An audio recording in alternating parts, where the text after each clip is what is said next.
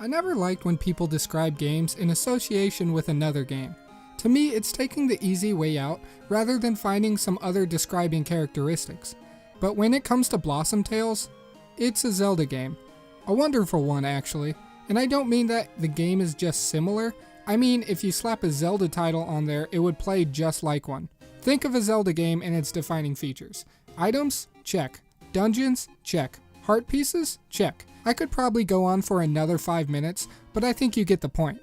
Blossom Tales recreated the phenomenal Zelda formula, and I had a fantastic time in my 6.5 hour playthrough. The story was nothing really to write home about. The way it was portrayed was pretty neat though. The game takes place in a kingdom called Blossom, with your typical Zelda-ish story. Except replace the princess with a king, the bad guy with the king's brother, and Link with a girl. But the story is actually being told by a grandpa to his 2 grandchildren, almost as if there is a narrator throughout the entire game. And it was pretty clever at some points. In some areas, when the main character Lily would arrive, the grandpa would ask the children what type of enemy was there, and they would fight over which ones, leaving you with the option. It was a very charming feature, but it was sadly the only charming feature story-wise. It was a very cookie-cutter story, but not many people play Zelda games for the story, but rather for the fantastic dungeons, items, bosses, and puzzles. And that was obviously what the developers over at Castle Pixel were trying to recreate. From the secrets behind bombable cracked walls, the sword slashes and spin attacks, and the little chime that plays after solving a puzzle, it was pretty clear what they were doing. The dungeons in Blossom Tales really surprised me.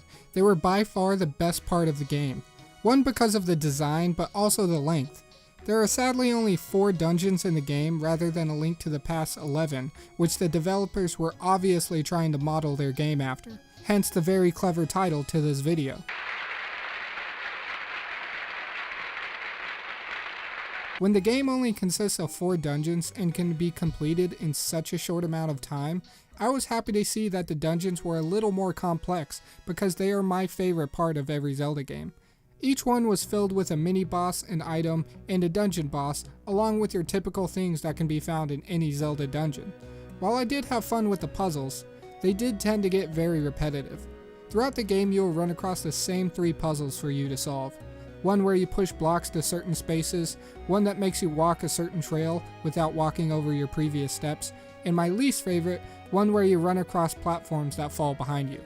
Sure, that's not much of a puzzle, but it shows up just as many times as the other 2 puzzles, so I will categorize them in the same group. They weren't bad, in fact I thoroughly enjoyed them.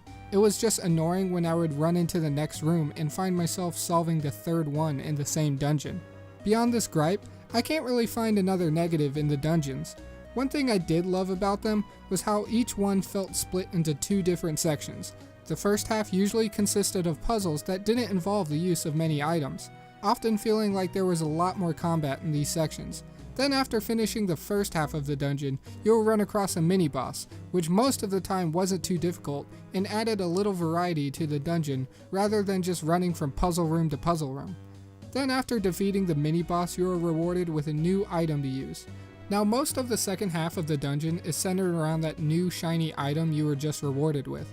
And I love this. It left me satisfied because I never was overusing my new item. There was a perfect mix of old and new. And lastly, I thoroughly enjoyed most of the boss battles. There was one that was a lot more difficult than all of the others for some reason, even harder than the final boss, but I still had fun with each encounter, even though one boss battle was a blatant copy from A Link to the Past. I did have one major concern with the ending though, so beware of spoilers. At the end of any game, usually the final boss is pretty challenging, right? Well, in this last dungeon, you receive an item that gives you the power to call lightning to strike on any opponent near you. And because items only use your rechargeable magic meter rather than having a limited use, you are free to use it as long as you have some magic that recharges, even against the final boss.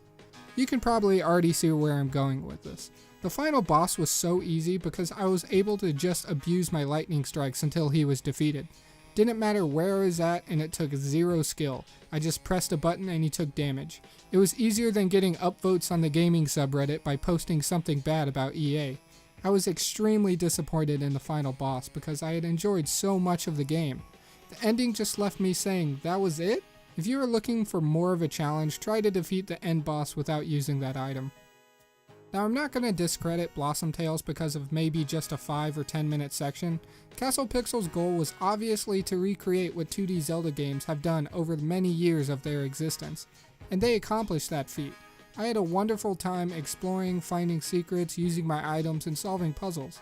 Yes, the story was very typical and the music never really caught me off guard, and maybe it wasn't as deep as I was hoping for it to be, but I had fun in my playthrough of the game, and I would recommend for everyone to go out and play it, especially Zelda fans. Thanks for watching.